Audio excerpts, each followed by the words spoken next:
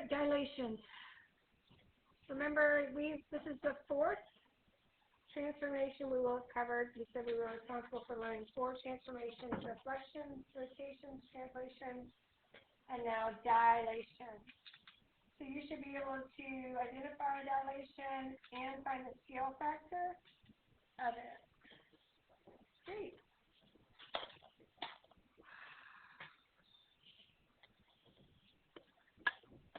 Well, I think the recording is working, but not my pen. There's that. All right. We're just going to keep on keeping on.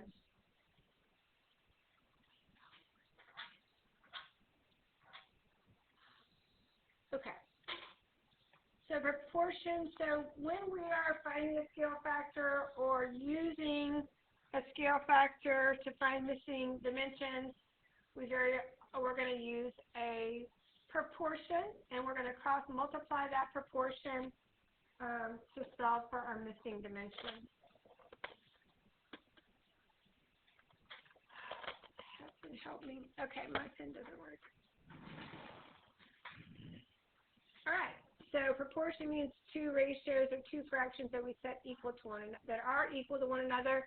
If we know the ratios that are equal, we can solve for an unknown value in one of the ratios. If we're solving for this, solving this ratio, we're cross multiplying, so that's 8n equals 36.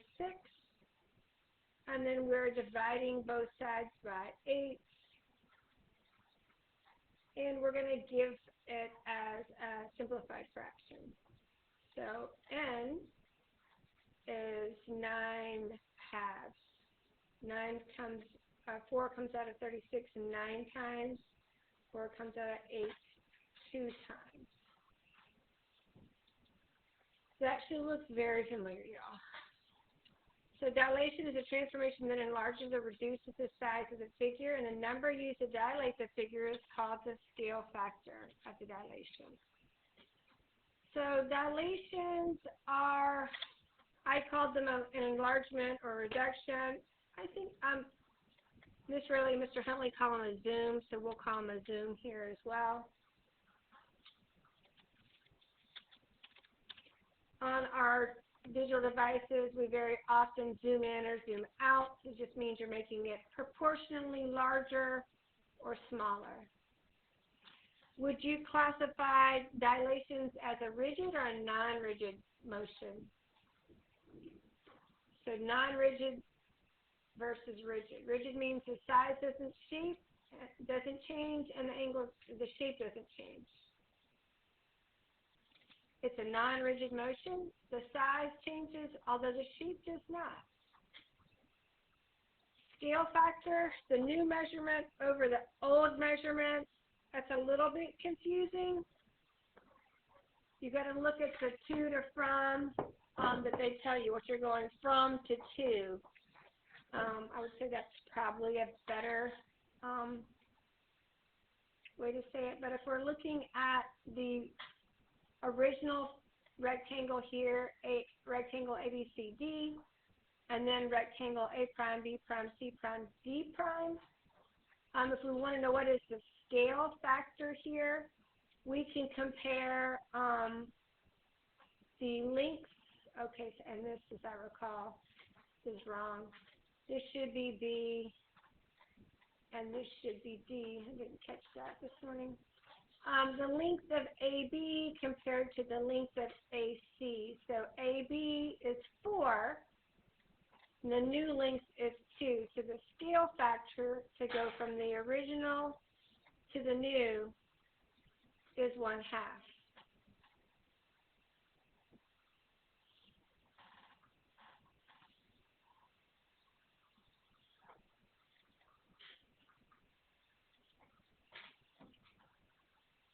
So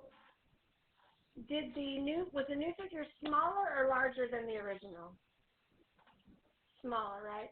So the scale factor to go from a larger to a smaller figure has to be less than 1, right? We multiply a number by a fraction less than 1, we get a smaller number. if we multiply a number by a fraction greater than 1, then we get a bigger number. So if we're going from big to little, we have to know that that scale factor should be less than 1. That can help us check our work. So one of the things about a scale factor, there's no units of measure in it. Started out my day by trying to convert here. And we don't have to convert. If you look at your example 1, it says in a scale drawing of an airplane, 1 inch represents 7 feet. We do not have to switch those units of measure to the same unit measure. We might think that we do, and we could, but then we have to convert them back to the original measure sometimes. So 1 inch represents 7 feet. If we're writing a proportion to solve for A, the wingspan of a real airplane is 63 feet. What is the wingspan of the airplane in the scale drawing? Well, we know 1 is the drawing. 1 represents the drawing here.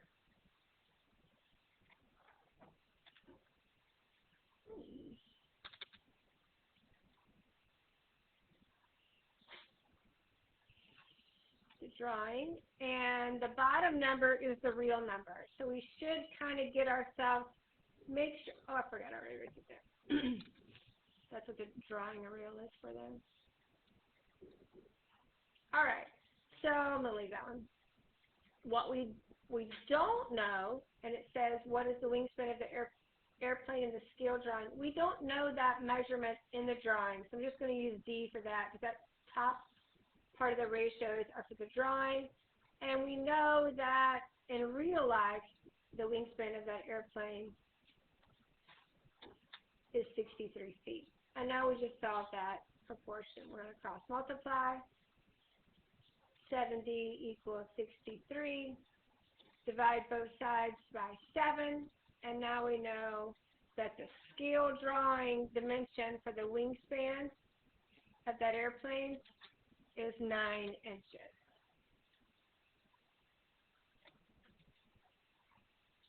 We always use that same scale factor ratio in the same drawing. It says in the scale drawing, the length of the airplane is 5 inches. So it doesn't matter if we're going from the drawing to the real thing or the real thing to the drawing. We still start with 1/7, knowing that the top is the drawing, the bottom is the real item. It gives us the dimensions of the drawing, so that's going to go in the top with the drawing dimensions. We're going to use R for our unknown real dimension. So the length of the airplane is what we're looking for. We're going to multiply, or cross multiply rather. R equals 35.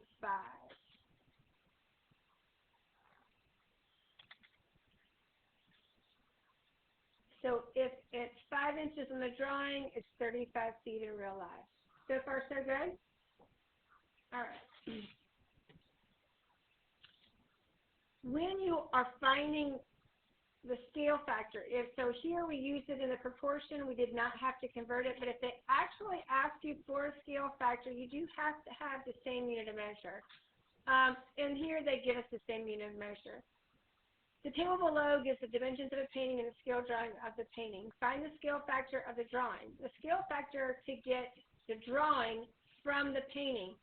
So that had me confused this morning. The scale factor to get the drawing from the painting. So we're starting with the painting and going to the drawing. So we're starting with the bigger item. So the painting length is 12. The drawing length is 9. The painting width is 8. The drawing length is 6. So we're going to go from the original to the new dimension or measurement. So the original is 9 and the new is 12. So what do we multiply the dimensions of the painting to get the drawing? It would be 3/4. So that is the scale factor.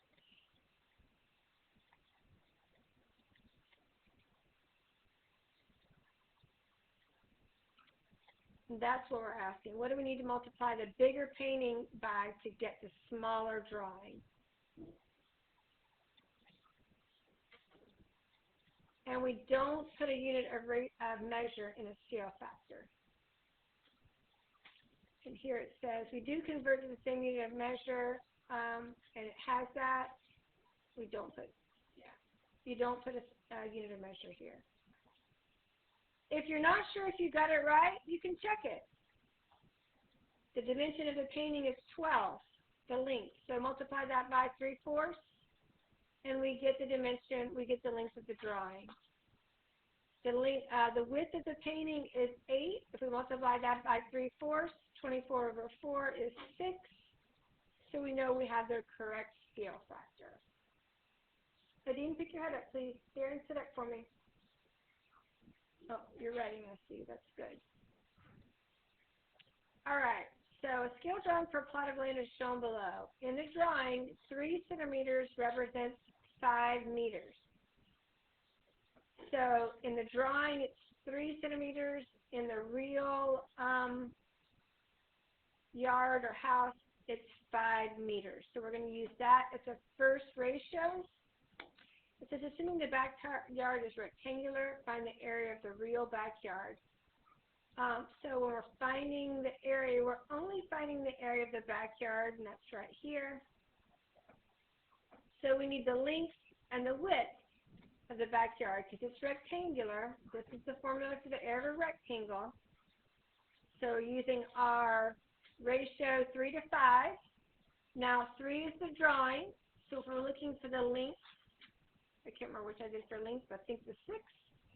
So 6 here on the drawing, and we're going to put an R. Our unknown dimension is a real dimension. We want to know the real length of this backyard, so we're going to cross multiply. 3R equals 30. I know it's not super legible, but if you're listening to me, you'll know. It's not helpful. All right, so 3R equals 30. My pen doesn't work, so we know that the real length is 10. For the width, we still use our same ratio. And the drawing width is 3. We're looking for the real width here. We're going to cross multiply. 3R equals 15. Divide both sides by 3, and now we know our real width is 5. So 10 times 5, not 50, 10 times 5 gives us an area of 50 square meters.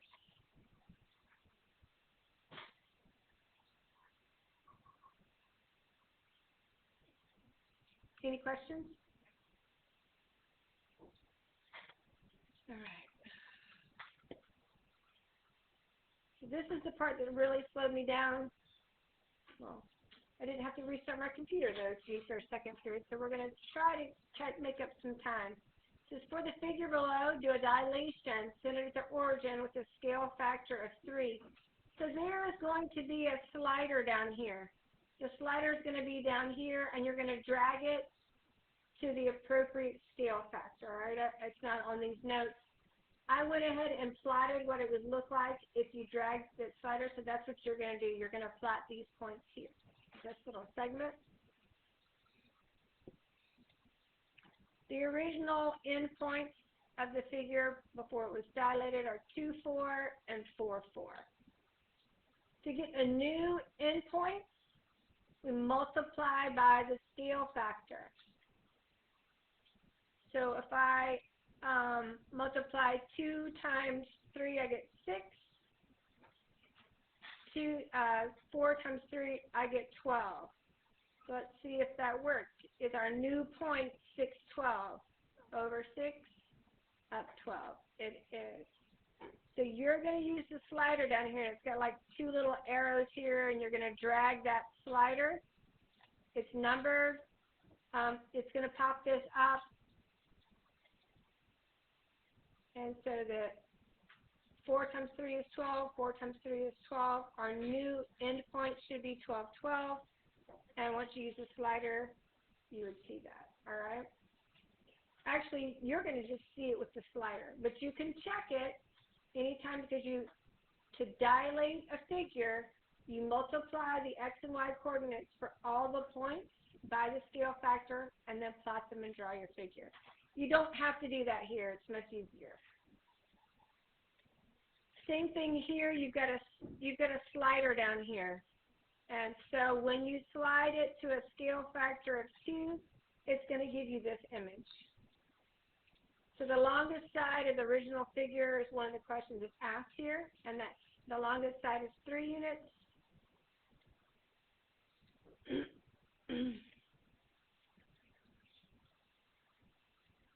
The longest side length of the final is 6 units, which makes sense. We're dilating, it should be twice as big. If we multiply everything by 2, the length should be twice as big in the image.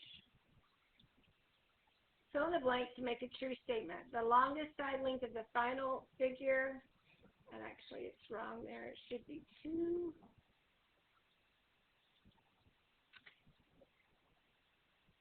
We multiply 2 times the longest, longest side of the, the longest side length of the final figure is 2 times the longest side length of the original figure, yes.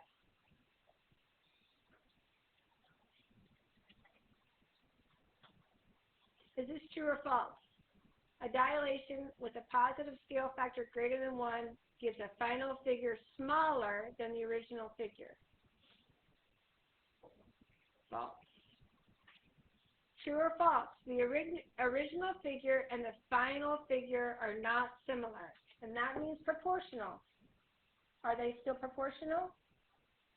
Everything is increased by the same amount, so our shape has not changed, just our size. We're zooming it in and zooming it out.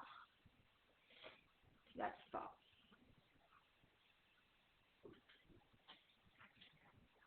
All right, so now you do get a slider here as well, so you don't have to plot that. For the following figure, do a dilation center to origin with a scale factor of 1/4. So I went ahead and put what that would be. The original area, the area of the original figure is how many square units? Well, you know, we can do length times width, or you can just count the squares, but length times width would be quicker, right? So I think maybe I did that up here. So the original length and width are 12 and 4. So the area of the original figure is 48. Keep in mind that our scale factor is 1/4. Now you use the slider, and we see this is our image. This is our pre-image. This is our image. Now the length of that is 3, and the width is 1. We can just count that there. I showed you that it works there, but this was before I remember the slider was on this problem. So you're going to use a slider. You're going to have the new image. You don't have to do this, but I am reminding you that to dilate a figure, if you don't have a slider, if they're not going to do it for you, you multiply all the coordinates or the lengths of the sides. In this case, we did it that way because we're finding area by the scale factor. And so the area of the new figure, length times width, is 3. And we could easily count those 3, right? So 48 and 3. So for finding, when we found the new dimension, to get from old dimension to new dimension, we just multiply by the scale factor. But if we're looking at the area of an original figure and compared to the area of a new figure, area is a squared unit of measure. We're actually going to square our scale factor. So it's going to be 1/4 squared. I thought I did that somewhere. Let me see. Yeah, 1/4 squared, which is 16. So it's 1/16 the area of the original figure. And that is the same thing when you're comparing the volume of a figure. Volume is a cubic measure, raised to the power of 3. So if you're talking about dilating or changing, comparing volume, you have to cube that dilation factor, scale factor. True or false? The original figure and the final figure are not similar. That is false. All right. I think this is where I got to last period, or second period. Any questions so far? Okay. Oh, no, I lied. So this one, you do not have a slider. You do have to perform these dilations yourself and draw the new figures. First, starting with a given figure, perform a dilation centered at the origin with a scale factor of 1/4. So if we are dilating around that origin, we just multiply all of the original ordered pairs by the scale factor. So let's start with the original ordered pairs. And I'm going to go ahead and do that so we don't run out of time. That's each of these 4 vertices here.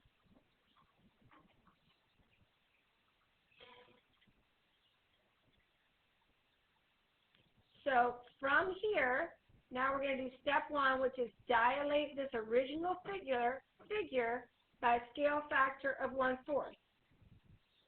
So the first thing we're going to do is we are going, nope. We are going to multiply all the x coordinate and the y coordinates by 1/4. So 8 by 1/4, 4 by 1/4. Remember, that just means divide by 4, right? Multiplying by 1/4 is the same as dividing by 4. So 8 divided by 4 is 2. 4 divided by 4 is 1. So this is 2, 1. Divide everything by 4, and our dimensions for our first dilation are as follows.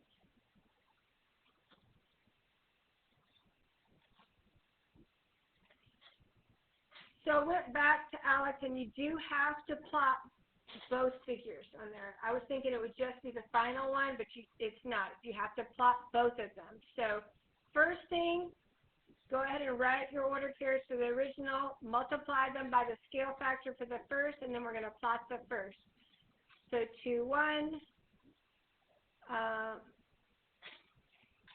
and then 2, 4. 4, 1, and 4, 4. So that is our first dilation.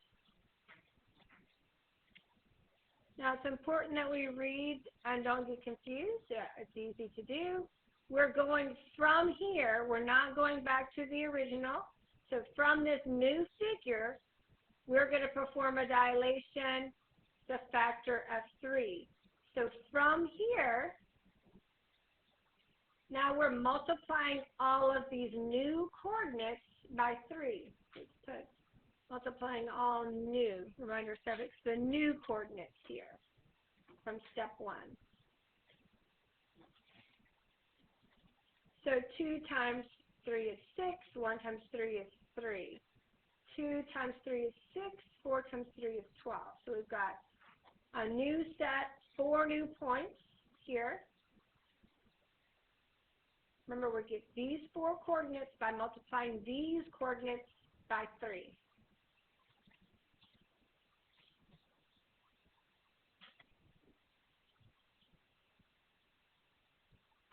So we're going to plot these 4 points and draw our new dilation.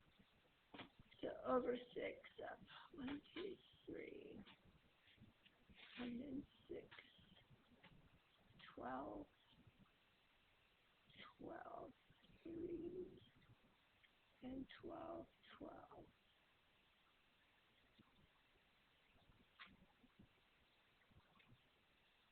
And draw our new figure. So once again, you do have to have both new ones, not just the final one.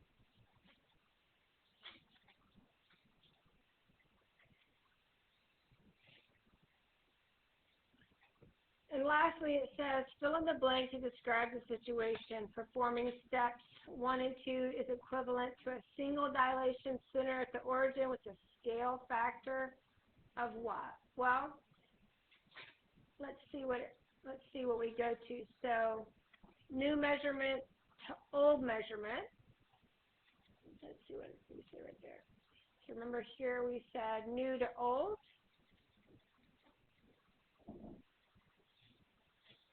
So our new measurement for this point is 6.3. Our old was 8.4. So let's compare these two. We can also compare the lengths. We could just count this side.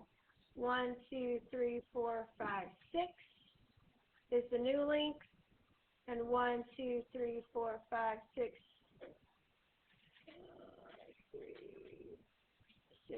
8 was the old length. You can do the same thing just with the coordinates. We could do, here you could try 12 to 16. You get the same thing. This simplifies to 3/4, and so that's what goes in there. What we're proving here is if you dilate the same figure more than one time, you can just multiply the scale factors. All right, so 3 times 1/4 will give you a scale factor of 3/4. All right, so you don't have to do this. If you know the scale factors of your dilations, you just multiply them. Are y'all caught up with me? Okay. This is pretty straightforward here, that I did not do this second period. For each pair of figures below, choose which type of transformation is illustrated. Then state whether the transformation preserves congruence or not. So which kind of transformation would you think is shown here?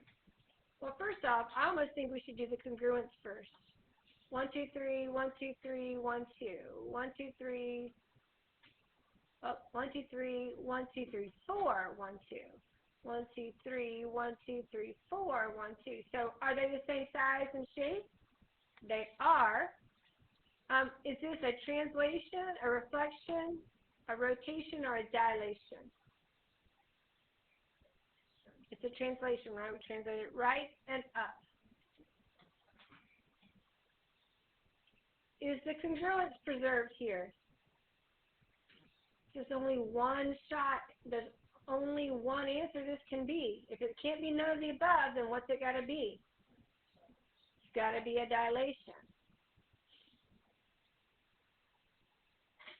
Oh, yeah, just about. I don't know where that came from. A dilation.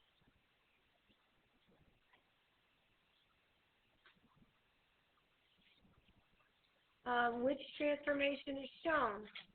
First off, is the congruence preserved? Yep. Which transformation is shown? Reflection.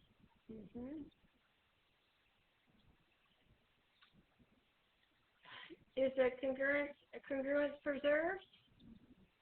1, 2, 1, 2, 1, 2, 1, 2, 1, 2. Yep. So yes. Which transformation is shown? Rotation. Why I did that there? All right. So far, so good. We have one more. All right. A dilation centered at the origin with a scale factor of 2/3 is applied to triangle DEF. So they've dilated it and gave us the new image. So the original one was bigger. We should have gotten a smaller one because it multiplied by a scale factor less than 1. So the new image is triangle D prime, E prime, F prime. This is one of the ones. All we're doing right now is writing down the ordered pair for the new points. So what are the ordered pairs for the new points? D prime, E prime, and F prime. D prime,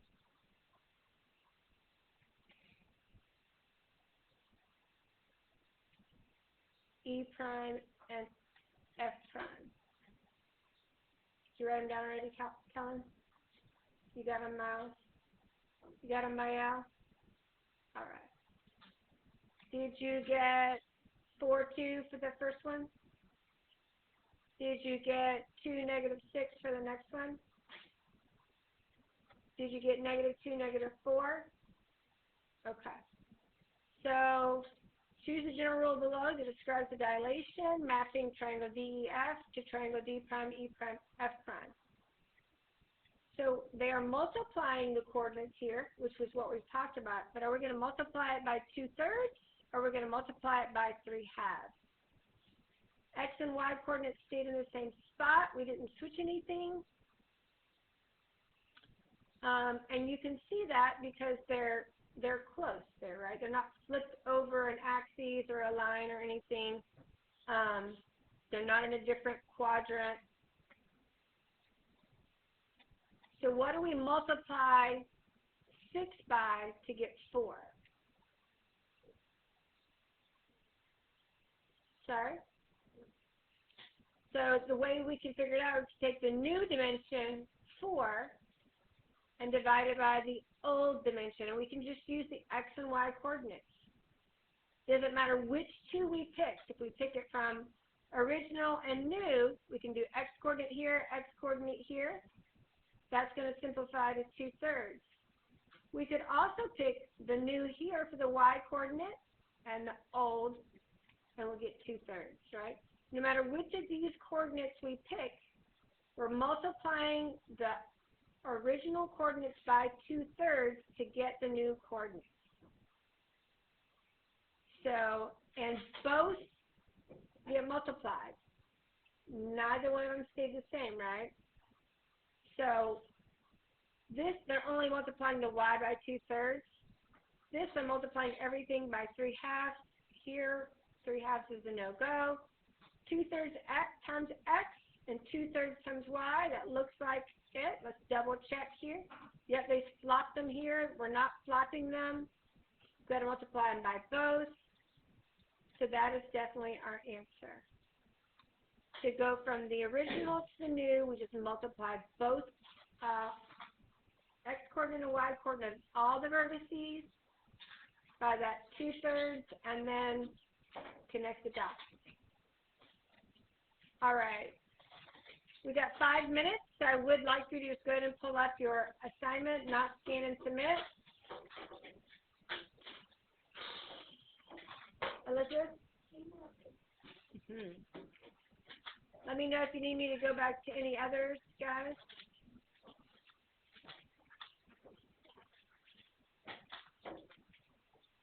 Before I restart again in hopes that my board will work.